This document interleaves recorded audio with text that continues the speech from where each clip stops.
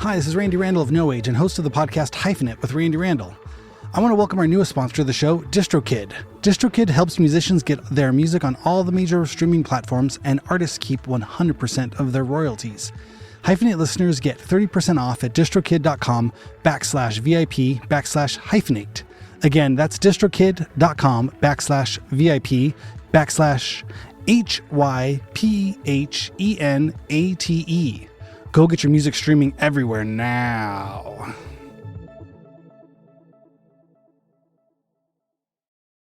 TIAA is on a mission. Why?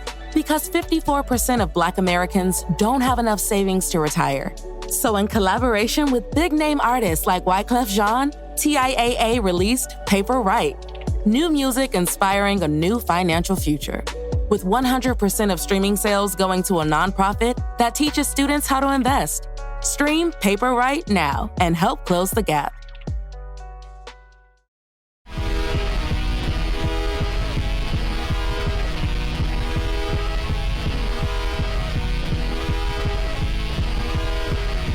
What's happening? Hyphenate halftime coming at you on a Monday. Monday. We'll pretend we haven't been talking already for 15 minutes. Yes, all of that TikTok chit chat didn't happen. This is getting shot out of a cannon. Brand new. You know, everybody loves nothing more on a Monday morning when this comes out than to have people high energy coming at you Monday morning. Have you had your coffee? Are you driving home? Whatever you're doing, we got a lot of energy here. Woo! Wee. So good. Chidi Kumar was an incredible guest. What a great story she had. Oh my God, it was amazing. Insane. I didn't introduce you. Sorry. You are Mr. Aaron Farley. Oh, yes. Hello. My half caffeinated, half and half, co-host on these Monday halftimes. Quadruple caffeinated. That's it. Oh my God, dude. I've been doing double. Here, we'll put this in the frame. I can put this in there. I've been doing double shots of espresso in this big thing. It's kind of like my little, my make your own Starbucks at home adventure. Yeah. I realized that buying like a $300 coffee machine, like espresso machine, saved me money, like made its money back in like a month and a half. I think that's kind of where we're at with this one too. This was for Shan's birthday in October, and then I was like, I like making espresso. There's something about a big burnt pot of coffee that isn't as good as those little individual espresso shots with a bunch of foamy milk in there. Like it just does all the things that Starbucks does. Like that's it. And then put some sugar in there and then put like twice as much as that as you think you should have. And then you really have the whole Starbucks experience. Yeah. I rarely go buy coffee now anymore. It's like 4 shots in the morning, probably. I mean, granted, I live in a little town that only has one Starbucks, and it's like 20 minutes away. So it's not like it's on every corner. It's easy it's to not go like to. being in LA, where you're like, maybe I should stop for another cup of coffee 3 blocks away. Mm-hmm. Spend another $14. Yeah. I realize it's mostly just milk and sugar is the thing. Like the coffee is kind of the afterthought. It's like, it's the thing you think it is. It's the thing you think you want, but I realize it's more the milk and sugar. Yeah. And I mean, like, and it is true when you're buying a cup of coffee for whatever, $5.50 or like a nice fancy cappuccino or something. And then you realize like the bag of coffee ground, like full beans is $12. Yeah. Like for, or whatever, $15 for nice.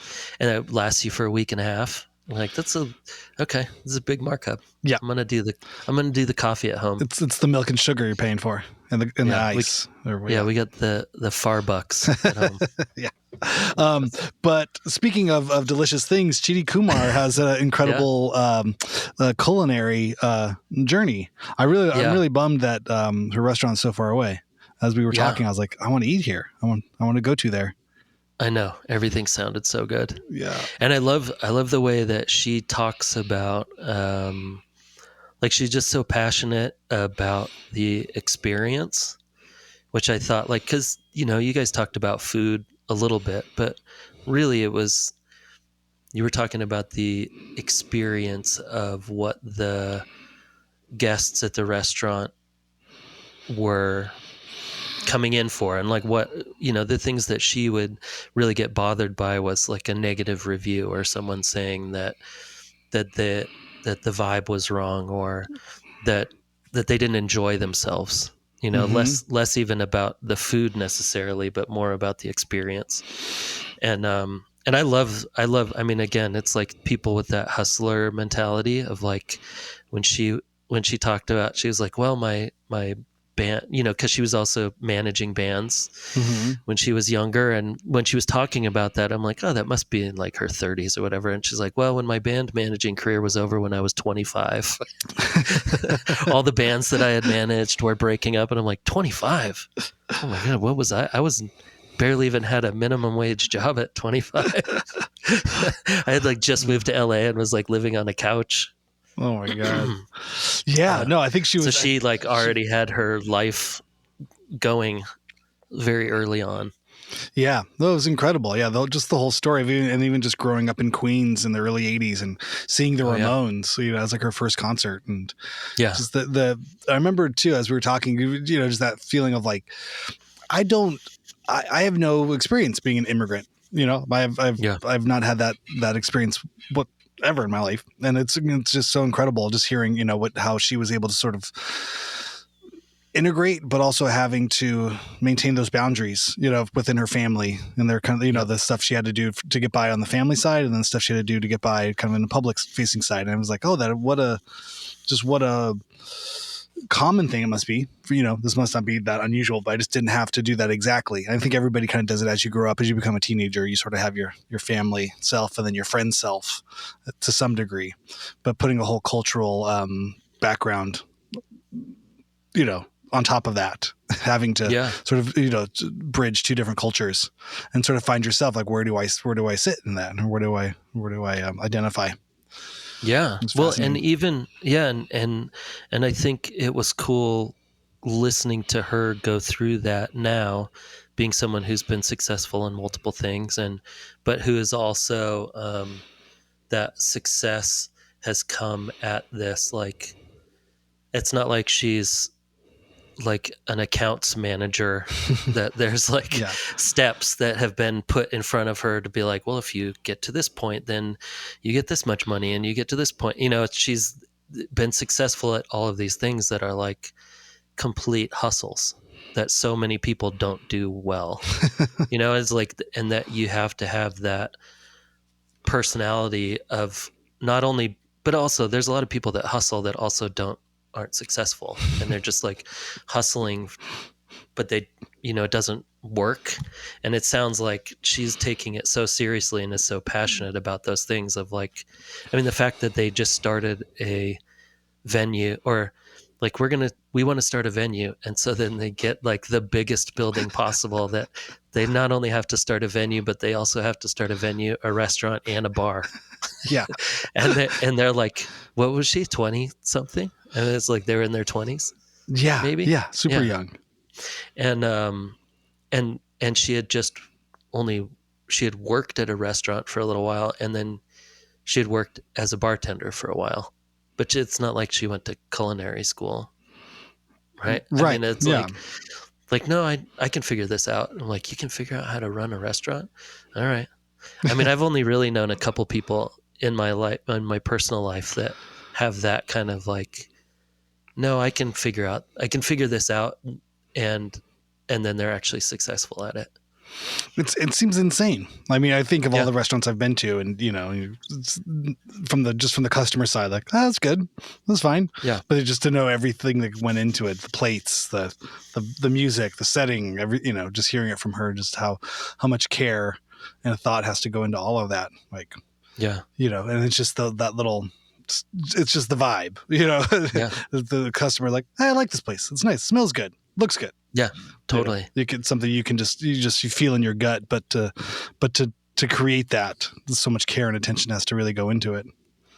Yeah. Well, and even when she was talking about the music, and I thought that was a great question that you asked when you guys were talking about equating music and food, and like being in a band and running a restaurant, and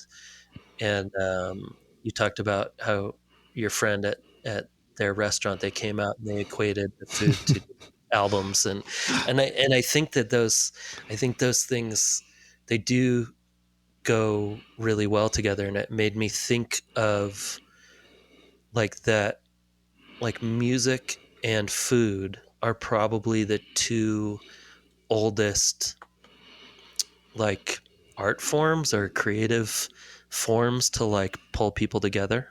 I think. And art kind of maybe, but art can be a little bit kind of highfalutin, like a little bit more like you have to know what you're looking at a little bit sometimes. Whereas music, I think you can kind of step in and go, yeah, this makes me feel a way, and you don't have to know anything about it. And I think food is the same thing. It's like, you don't really have to know how the food is made to be able to experience it, you know? And I think music is that same way. Like, you don't have to know about guitar and drums and whatever. You step into a venue and you go, oh, wow, okay, this is for me. I don't even know why. Yeah. I think those two things are like this way of bringing, like, culturally, like keeping people together or bringing people together. And these are like the feelings that people have, like, from their childhood, is always like music. Like, did your parents play music at home? Or did your friends play music? Or, you know, for me, it was like my friend's older brother used to just bring us mixtapes, and that was it. Like, I was the oldest, so I didn't have an older brother or older cousins or anything. And, but yeah, Pete Poquet, shout out to the mixtapes. No. He'd just bring us, he'd be like, you guys listen to horrible music here. I'm going to help everybody out. Led Zeppelin. Yeah. Here's Led Zeppelin tape, and here's Rush, and here's Queen, and here's like everything. And then every year he would make like his, at the end of the year would be like his shit mix, and it was the worst songs. Like, it was the tape of the worst songs of the year. And funny. I don't remember any. It wasn't even the worst songs of the year. It was just like the worst songs that he would find. Oh, how funny. And I remember once there was a Led Zeppelin song on there, and we're like, how is there a Led Zeppelin song on here? And it was The Crunge. Oh, Do you know yeah. that song? Oh, of course. Yeah. Where is the And confounded like, bridge? yeah. Take me to the bridge. Has anybody seen the bridge? Yeah, like the fake horns, fake trumpets or whatever. Oh yeah, horrible. Now, by the way, it's one of my favorite songs. By the way, I was going to say, I love that song now, but I don't remember any of the other songs. But yeah, those are those moments of like music and food. You know, I can still remember. Well, I think there's something every like primal. that I ate there's something for Christmas at my grandparents' house. Totally. You know, it's like, yeah, I think it's something primal about it too, right? Because it's like you don't have to know anything, like you said. You know, you smell something, you're like, oh, that smells good, I want to eat that. Yeah. You know, you taste something, totally. Like, I like this. Or you hear something, I like this. This is it. Yeah. It's not. There's no training. Your body will tell you, this sounds good, this sounds bad, this tastes good, this tastes bad. Yeah. And everybody's unique. You know, everyone has their own taste and literal taste of what they like to eat, and then taste and music. But there's something about it that just fits, you know, and you don't have to think about it. But it's so close to survival too. You know, you need food to survive. And music is that same kind of thing too, I think, you know, where it's like, what was I seeing? I saw some report, or probably an Instagram story about a report that was that music, you know, is part of the, you know, our DNA, our cells resonate at frequencies. You know what I mean? They're really the reality. You know, we are just a bunch of frequencies, and music, you know, can align with that and harmonize with that and resonate. And I think it's that same sort of, you know, thing. Obviously, food's important for life, but I think music is always going to be made in one form or another, or appreciated. Yeah. Well, and I think, isn't it? And this could also be some like full on. We could be getting into super hippie territory here. Love it. Let's go. Yeah. We'll get our crystals out. Speaking of frequencies. But that isn't the majority of the popular music is written at the, like, right around the same beat as a heartbeat. Mm-hmm. Right? It's like, right. I don't even remember what it is, but it's like 120 BPMs. Yeah. Something. Yeah. And it's a 4 on the floor kind of. Yeah, it's the mom's heartbeat. It's the thing you grew up with in utero. That's what the heartbeat of your mother sounded like. Yeah. Or when you're a This is baby why- born laying on your chest, like that's a comforting sort of soothing feeling. It relaxes you. It puts you Yeah. in, it simulates that kind of connection to life and protection. Well, and I was just thinking with the music and the food together, I never really thought of, because obviously with food, it's what you grew up with, but it's also like everybody's taste buds are different. So everybody, like, some people can do spicy food, some people can't. Like, there's genetic things of how you taste, like cilantro. Oh, right. Or, Yeah. like, right. Like, Are there's you these are you on different- the soap spectrum or the cilantro spectrum? Oh, I like cilantro. Yeah. Me too. Yeah. I love it. Yeah. But then my brother-in-law can't, he's always been like, I can't do cilantro. And then those studies came out and he's like, oh, it's like an actual genetic thing. Like, I would have never liked cilantro, but I would never thought of it as also having like musical taste buds. Yeah. To be like when you walk into a place and you go, I don't know why I like this. I like slightly faster, heavier music usually. That was like my whole thing growing up, but I didn't have, it's not like my parents listened to faster, heavier music but there's something about that. Like, even when I was a kid and first got like listening to hip hop, it was like I gravitated towards the heavier, kind of more intense, whatever, as a kid, when other kids were like, oh, I like the more chill, like De La Soul and da-da-da-da, or whatever. And I was like, I don't know. I don't know where that came from, but it's still me. Yeah, it still hits me. But that, like, having musical taste buds that you're just like, maybe you're born with it. Maybe it's Maybelline. Maybe it's Maybelline. You'll never know. Yeah, no, I loved her stories, and it just, I think there was that, I think there's also just a certain amount of just survival, like just like you said, just a hustler and just kind of out there just doing stuff. And when you were talking about even, getting a bar or a venue that's too big, and you got to just like, oh, well, I need to make a restaurant then. I need to do this. Some of those just mistakes you make are the thing that lead you into your next phase in life. Like, I thought it was a mistake, but really, I love this thing. This is going to be the thing that's going to carry me on past, the venue will go away, the bar will go away, but the restaurant will stay. I'm sure of the three things as they were happening, that seemed like the least important one.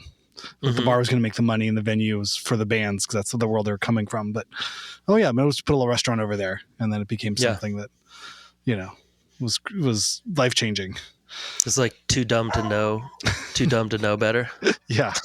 I mean, you said something, you had a good line. I don't remember what it was. Like, too stupid to, what was it? I don't remember. Too stupid to fail. Or too stupid to not do it. I mean, it was like when we started that gallery, this Los Angeles, which is now like legendary, 13 years ago or something. It's crazy. But, it was that we had a space, and that Justin, R.I.P., was like, we were like, well, if Justin gets involved, we'll do it. And then he did, and none of us knew anything about anything. Like, we knew artists, but that was it. And then we had a couple people that were like, you guys, this is a horrible idea. You guys are going to lose everything. I'm like, what do you mean? It seems easy. We got walls. You put the art on the walls. Yeah. People buy it. People don't. We have parties. Yeah. What do you mean? How could you can't lose? What do you mean? This is super fun. Yeah. But it was definitely not easy, but we were so dumb that we did stuff that now looking back going like, oh, I would have never thought that would have even worked. Or whatever, like the way that things run, the way that galleries run or whatever, we just didn't have any clue. So we just did what felt right. And I think we probably, we lasted for 3 years, but that we probably wouldn't have lasted much longer anyway, even if Justin hadn't passed away.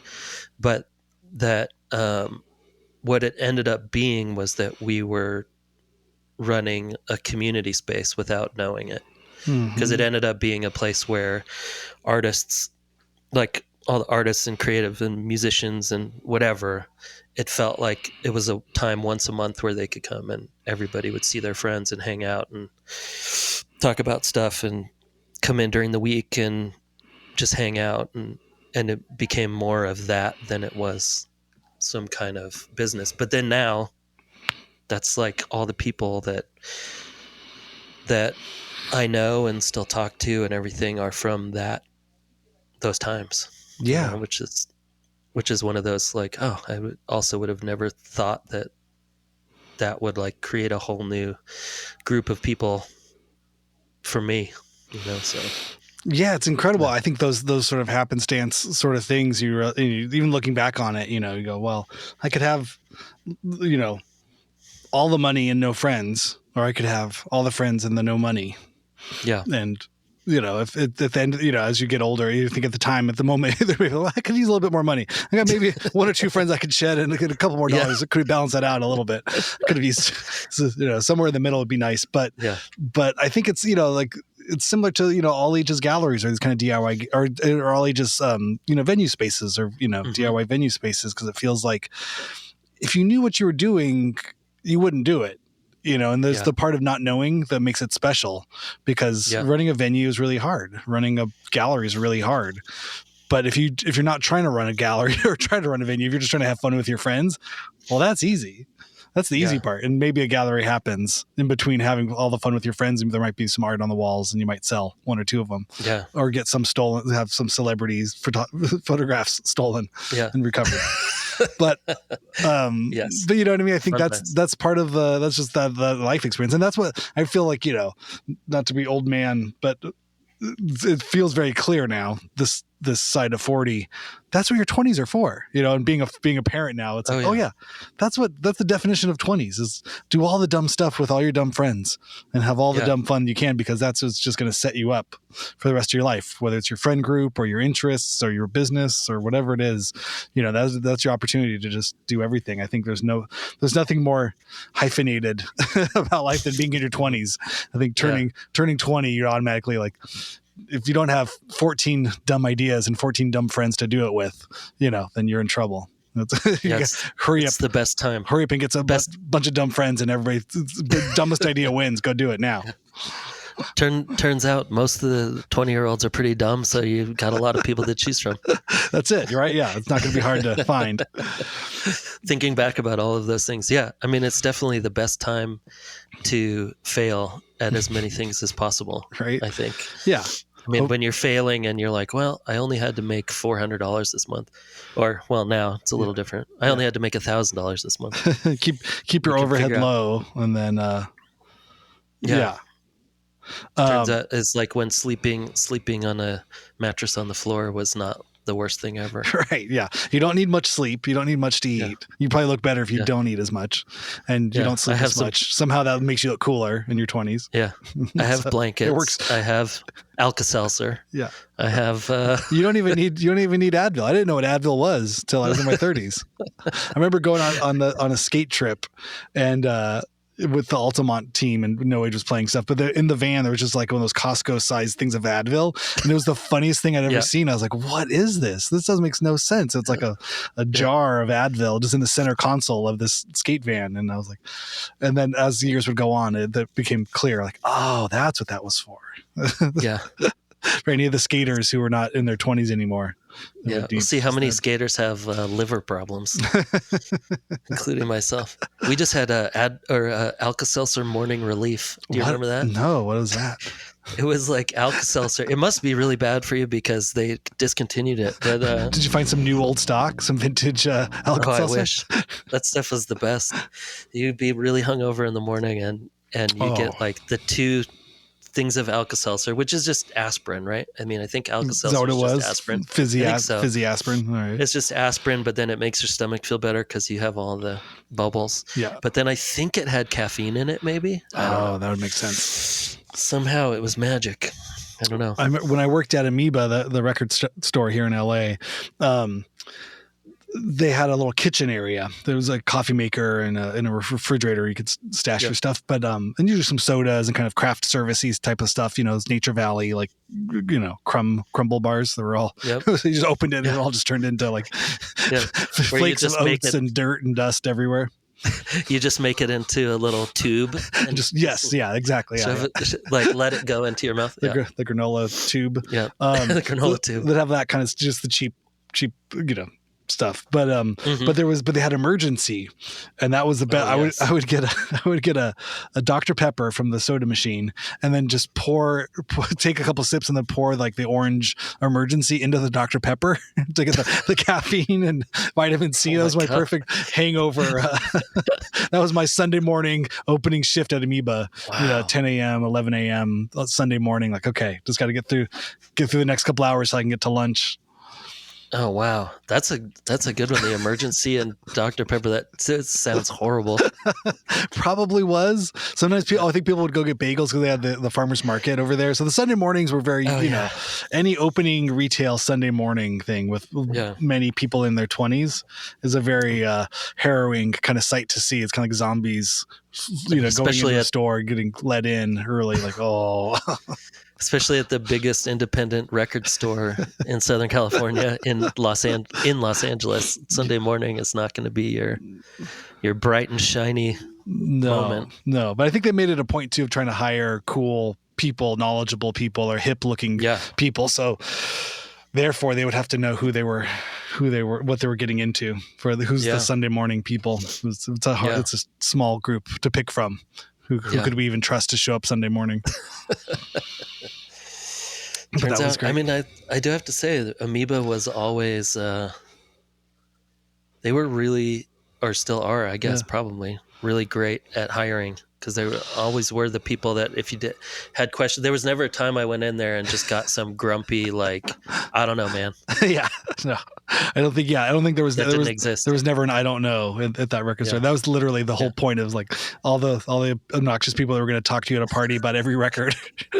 That's actually how is that how they hired people? They just went to parties and waited for the people who were talking about something no one cared about. Who wouldn't shut the fuck up. Like, we'll have them for years. Like, you can do this and get paid, right? What? Well, forever? Technically, if you've ever said technically and followed up with a lot of knowledge about the Beetle mono pressings, how the Beetle monos are better than the stereo because they were actually mixed in mono.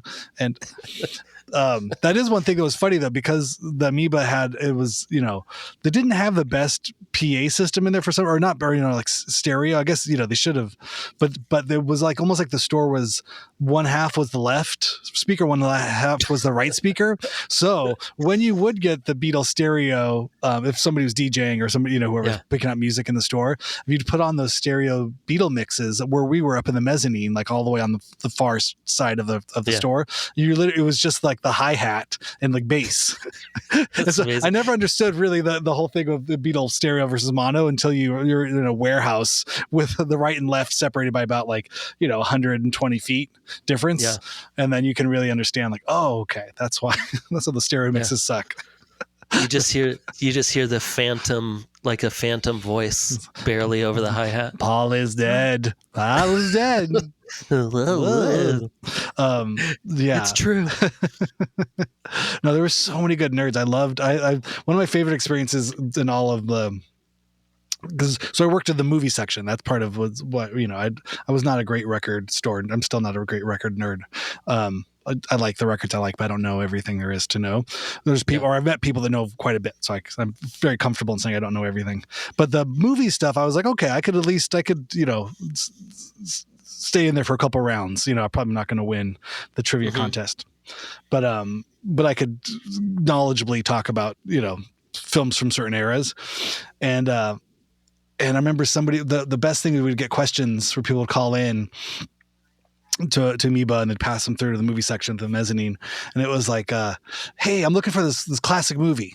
I'm like, okay, we have a classic section, the Humphrey Bogart, Cary Grant, all those films are beautiful black and white noir films. Which one are you looking for? Like, no, not like that. It's got Chris Tucker in it. Like, oh, the class. Would it be Friday? Friday? Like, yeah, that's the one. Like, oh, yes. Would you like Friday? Friday after next Friday? Friday comes again. The return of the Fridays. Return of Fridays, and then Monday. This time it's personal. Yeah, but it would just be great. But there was a lot of those kinds of questions that people come in, and it was always fun. I felt like I did pretty good at the random, just like a mom kind of thing. Well, it had that one actress in it. When she was with the guy that did the thing, and he had the hair. I think there was a boat. They were on a boat, maybe. A boat. Okay, yeah. It was great. Boats. Okay. I got one like that. Yeah, it was like the plane movie. The plane movie. It was like Memphis Belle. Somewhere late 90s, World War II. Camaraderie, yes, that's the one. I'm like, okay, cool. Wow, nailed that one. Could have gone to Air Force One, but I think it would have led with the President movie, not the plane. Could have gone Snakes on a Plane. This was pre-Snakes on a Plane. That is true. I think that now when you got there's a lot more plane movies. Soul Plane. You could have gone Soul Plane. It's true. Airplane. You could have just gone Airplane. You could have gone a lot of ways, but you have to listen. It's the thing, you listen in between the lines, what the people are saying. You kind of judge their age, what else they're talking about, how they're talking about it. You have to take all the context clues of what someone's really looking for based on all those things. You're trying to figure out their movie taste buds. Mm-hmm. Well, before Amoeba, I had done 4 years at Rocket Video, which was another like independent kind of video store. And then I also did time at the Laemmle Sunset 5, which is kind of the art house theater over on Sunset. Wow. I did about a year and a half there. And then this other small theater, Regent, which was like on La Brea. That was kind of a weird place. It was like just had one big screen, kind of old palace sort of thing. I feel like it's still there, but it's just some weird tax write-off or something. Yeah. I'm going to turn into a mega church or synagogue. Hopefully. Yeah. Hopefully. But it was fun. So I feel like I'd put a lot of time into all like the weird random movie minutia of things. And then I was taking film classes at USC at the same time. So I was like, okay, I can do it a little bit. But I did sign up for a Vidiot's film trivia contest pre-pandemic. They had it at the Ace Hotel, and I was like, "Ooh, okay, you can put a team together of 4 people." And I was like, "Who are my movie nerds?" And so I don't know. Maybe this is boring. I don't know, but I'll go down the movie nerd road for a second. So I got the old manager from the video store, Jeff Miller. He now works as an archivist and historian at the Academy of Motion Pictures Arts and Sciences, the Oscars. Wow. I was like, okay, he's going to be a good ringer there. He's written 2 books on Abbott and Costello. Like, okay, that's amazing. my guy. And then I got, by the way, Josh Erkman, who is a DVD quality control, mastering, kind of all things finishing. He's the guy that would inspect the glass plates before they make DVDs, and has done build out the menus for all these films. I was like, okay, and he had a lot of knowledge about that stuff. Yeah. And then my cousin Roger, who was my original kind of film mentor. He was the guy, and when I was 4 years old, taught me about Steven Spielberg and Francis Ford Coppola. And he runs his own. He's a projectionist at Sundance and runs his own movie, independent sort of like a micro budget film thing. I was like, okay, this is good. I think I got a heavy team of ringers there. We got our ass kicked so bad, so fast. Really? It was literally a comedy of like, okay, I got the best guys, we got this thing, and then we show up there, and God bless them, but there was people who I don't think ever left their house. It was the first time they had left their house in a long time, and that's why they're so good. They're very, very good. So knowledgeable. There were some very knowledgeable, very socially maladjusted men. I won't lie. It was all men, mostly. Those are called winners. Mostly in sweatpants, and I just we got annihilated. I couldn't believe it. Yeah. I thought I had the ringer crew. I thought we were going to walk out of there with whatever trophy they had to give, but it didn't happen. Yeah. It's hard. It's hard. Yeah. Life.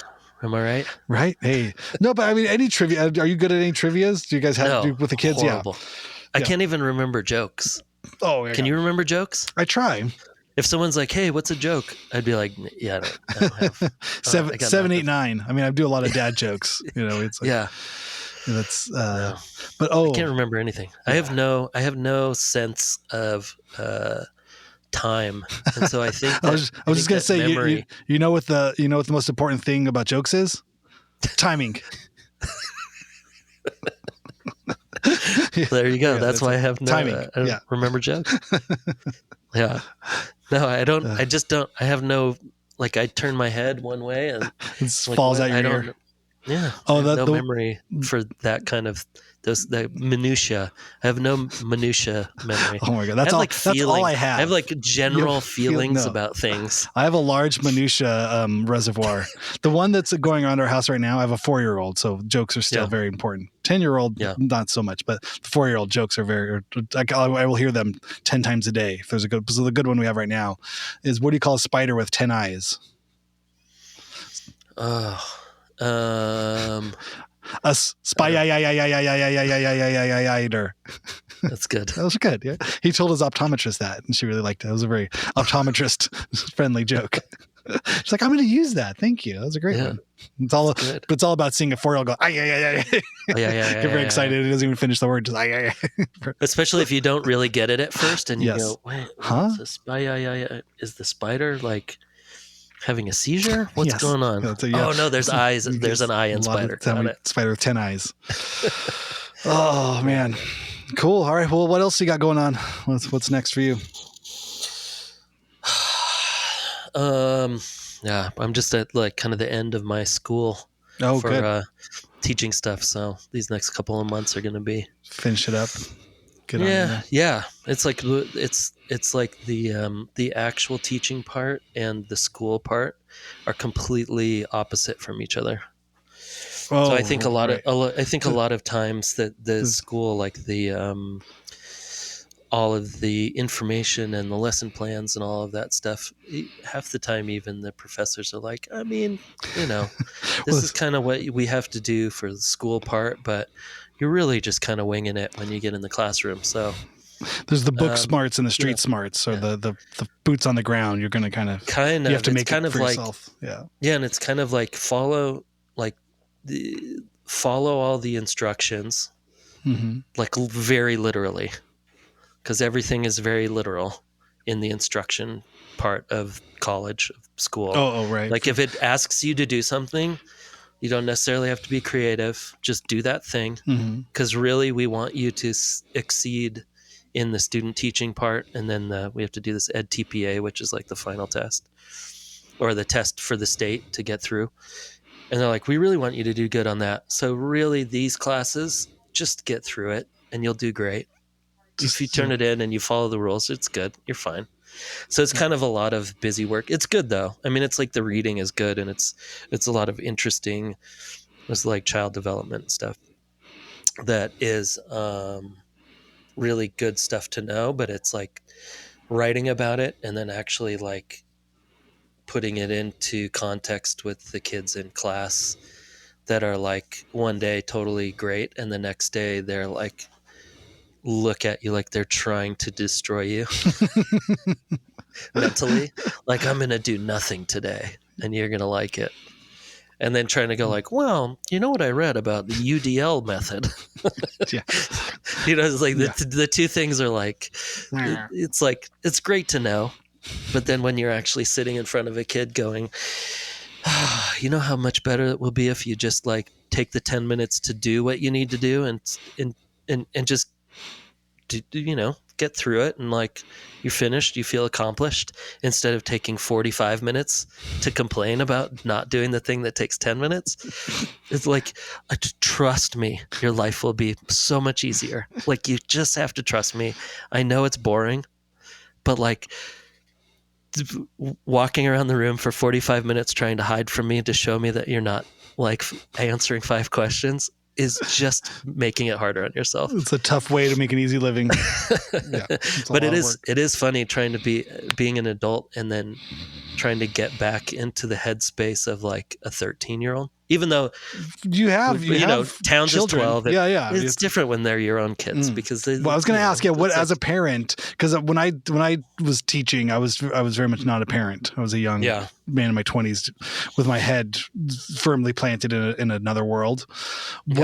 What is it? I mean, I'm imagining now if I had to teach, I would go, those all sound like parent things. I would just use parent sort of techniques of like, well, if we get this done, then there's a reward here later, or a distraction. You try to go walk, confusion bomb them with something else and then get them back on track somewhere else. It definitely helps because I'm not really super surprised I'm not as surprised as I would be if I didn't have kids that age, like that, or had gone through kids with that age. All the dumb shit that these children say on a daily basis wouldn't hit your ears as surprising. You're like, oh, that sounds about right. Yes. Yeah. Well, when they like remembering what it was like. I mean, do you remember what it was like when you were a kid? And then some adult would say something to you, and you'd go, "How did they know? Oh yeah, how did they know what I was going to do?" Yeah, like they must be magic. They have eyes in the back of their head. They knew that totally. And so watching the kids like having conversations with them, of them just being like, "Wait, what? How did you know? How did you know I was going to say that or whatever?" And being like, "Oh yeah, this is goofy. These kids are goofy." Yeah, I mean, it definitely helps. I think being a parent, but those parent things that work on our kids do not work. It depends on the kid.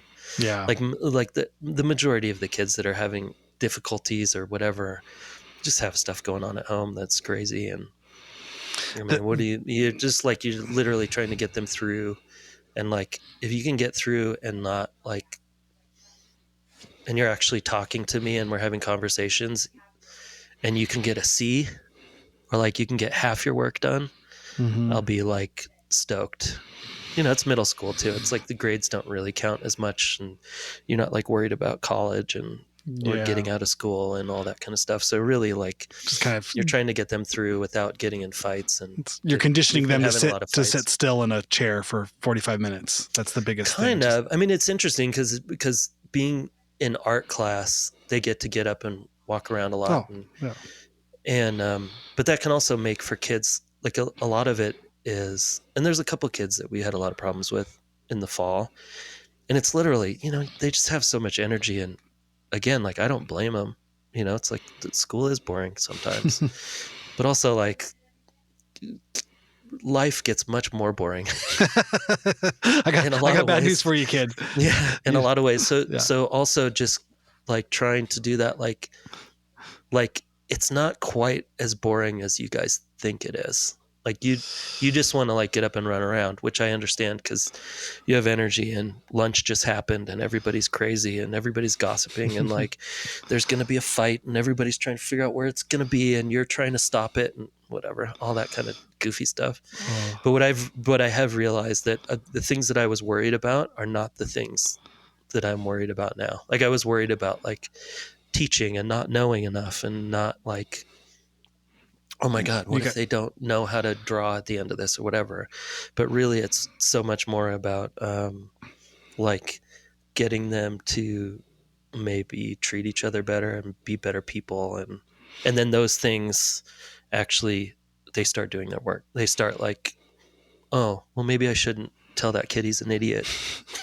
Maybe he could actually help me. Oh, he's actually helping me with my painting now because he's really good. And like, oh, and we did have a kid last week he's been suspended a couple times, and but he's a good kid. I don't know, he's fine. He's like, he'll be fine. Like most of those kids, I'm like, the thing is, you're not wrong. your frustration is warranted, because you probably shouldn't be in this class, but you're having to be in this class because you got kicked out of your other classes or because of your schedule or whatever.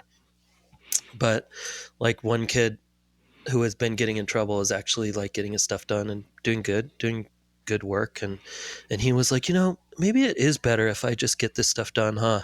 And I was like, yes, try it out. Let's see what happens. What you just said is correct. Because he like got his last project done. Like he was one of the first ones done. Nice. He's like, you know what? Huh. You might've been right. No, I can't. I'll take it. Yeah, I'll take it. Whatever he said right there. Yeah. So it's mostly like mental kind of like behavioral weirdness, because they're crazy. I don't know. They're 13, 14. Like the stuff that they say.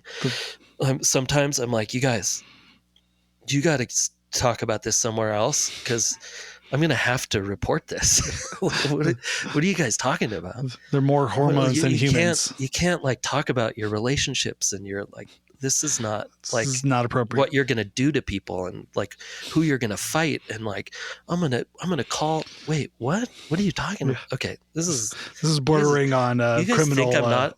Yeah. Well, if you don't care that you're saying this around me, what are you saying like around your parents and everybody else? It's like, yeah. Oh. So that's been kind of eye opening, but whatever. I don't know. They're fun. I like that age group is really crazy. They're fun.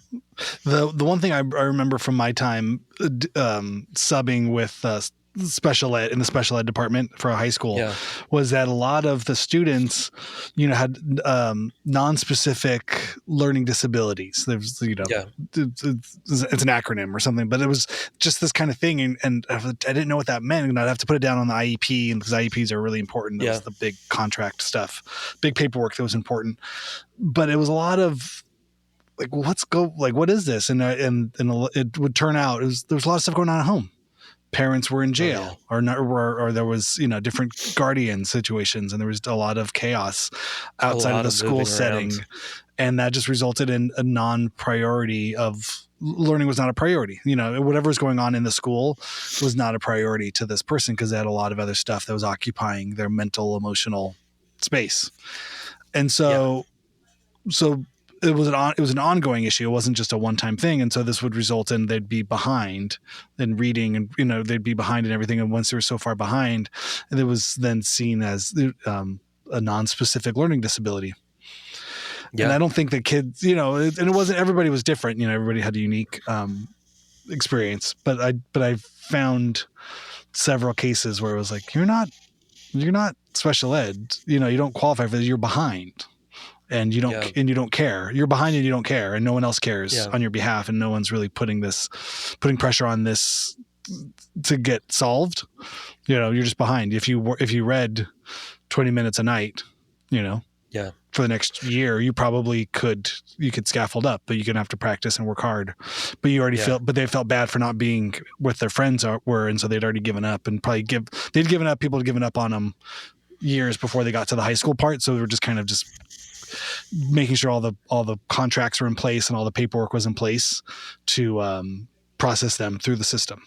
And it's just a feeling like that's just what's going to happen for the rest of their life. They're just going to get processed through till they're on to somewhere else, and then get processed through that, whether it's in the legal system or the, whatever it is. It was like, wow, this is a bummer.